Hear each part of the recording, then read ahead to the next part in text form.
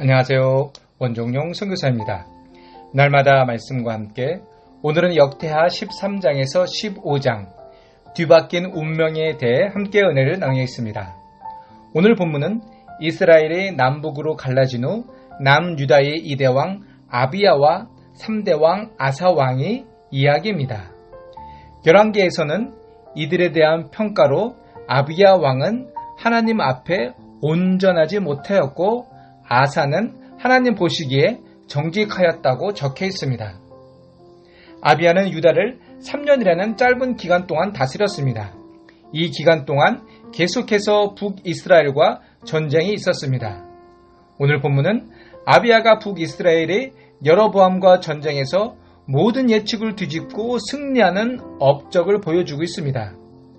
전력적인 면에서 아비야의 군사의 수는 40만이었고 여로보암이 북이스라엘은 2배인 80만이었습니다. 그러나 본문은 이 전쟁의 승리가 보편적인 전략에 의한 것이 아니었음을 아비야의 연설을 통해 말하고 있습니다.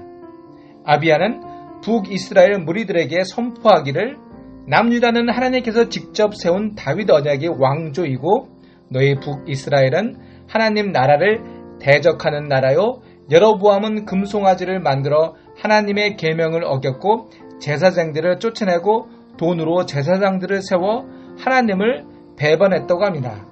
그러므로 이 전쟁은 남과 북의 전쟁이 아닌 하나님과 하나님을 배반한 백성과의 전쟁임을 밝히고 있습니다. 처음에는 병력이 배가 되는 북이스라엘에게 남유다의 군대가 협공을 당해 패배 위기를 만나게 됩니다. 그러나 유다 사람들이 하나님께 부르짖으며 제사장들이 나팔을 불 때 하나님이 친히 북이스라엘의 군대를 치심으로 여로보암의 군대 중 50만 명이 죽음으로써 북이스라엘은 항복을 하고 남유다는 승리를 거두며 영토까지 넓히게 되었습니다.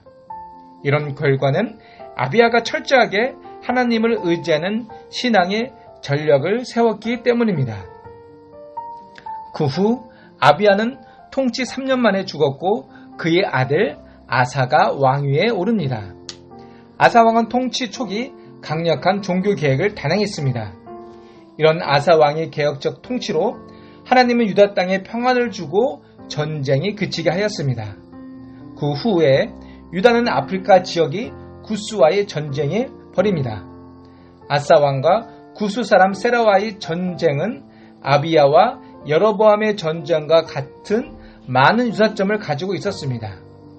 먼저 구스는 유다를 훨씬 능가하는 전력을 갖고 있었습니다.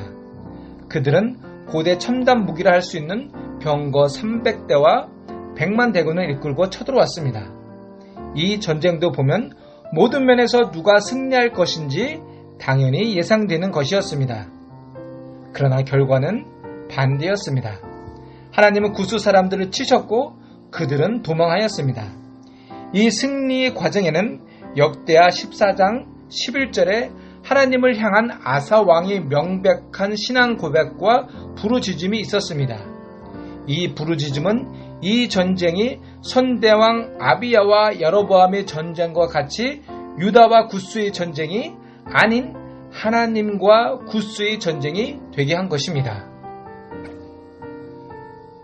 아사 왕은 전쟁에서 승리 후 선지자 아사라를 통해 다시 한번 종교 개혁을 단행합니다. 아사 왕의 두 번째 종교 개혁은 더 철저했습니다. 그 대상에는 그의 모친 마리 마가까지 포함되었습니다. 그러나 그 후 아사 왕이 화려했던 종교 개혁의 통치가 순식간에 무너지는 순간이 다가오고 있었습니다. 그 당시 북이스라엘은 바하사 왕이 통치하던 시대입니다. 바하사 왕은 유다를 쳐들어가서 라마성을 건축했습니다. 이에 아사 왕은 이미 더 큰 제국인 구스와의 전쟁에서 승리한 경험도 있었고 그보다 더 큰 종교 개혁도 이루었습니다. 하지만 아사 왕은 과거의 신앙적 접근을 상실한 채 세속적인 방법들을 택하기 시작합니다. 그는 지난 구스와의 전쟁에서 하나님께 부르짖던 모습은 사라지고 아람 왕 베나닷에게 은금을 주며 도움을 청합니다. 결국 아사왕은 제위 초반과 달리 그의 마지막은 역대하 16장 12절에 아사가 왕이 된 지 39년에 그 발이 병들어 쉼이 중하나 병이 있을 때에 저가 여호와께 구하지 아니하고 의원들에게 구하였다 라는 말씀처럼 마지막까지 그는 사람을 의지하는 모습을 남기고 제위 41년에 죽음합니다. 그의 삶에서 선한 싸움은 불행하게도 악한 패배로 끝나고 말았습니다. 오늘 말씀 아비왕과 아사왕의 통치를 통해 우리는 진정한 승리가 무엇인지를 묻지 않을 수 없습니다.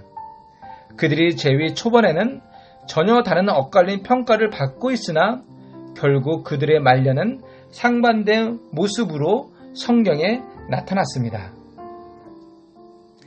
요란기서는 아비야의 삶이 그리 선하지 않았음을 기록하고 있습니다. 여로보암과의 전쟁에서 겨우 3년 동안 유다를 통치한 그가 상대적으로 반밖에 안 되는 병력으로 패전해야 마땅했습니다. 그러나 아비야는 그 전쟁에서 승리함으로써 모든 예상을 뒤엎고 승전고를 울렸습니다. 그 이유는 명백합니다. 그는 전쟁에서 하나님만 의지했기 때문이었습니다. 반면 아사왕은 초반에는 하나님을 신뢰하며 종교개혁을 통해 그의 통치기간이 유다의 태평시대를 경험하고 전쟁에서 승리를 한 후 부와 명예와 권력을 얻게 되었습니다. 그러나 그 모든 것들을 얻은 후에 그는 철저하게 자기 중심적으로 되었고 인본주의적 사람으로 돌변해 버렸습니다. 어쩌면 아세의 궁극적인 초점은 하나님의 나라가 아니고 이를 빙자한 자신의 왕국이었던 것입니다. 오늘 하루도 과연 여러분은 어느 길을 택할 것인지 묵상해보는 하루가 되기를 소망합니다. 기도하겠습니다. 하나님, 오늘도 하나님만 바라보며 순종하는 삶으로 우리 삶의 주인이 되게 우리에게 믿음을 허락하여 주옵소서. 예수님 이름으로 기도드렸습니다. 아멘.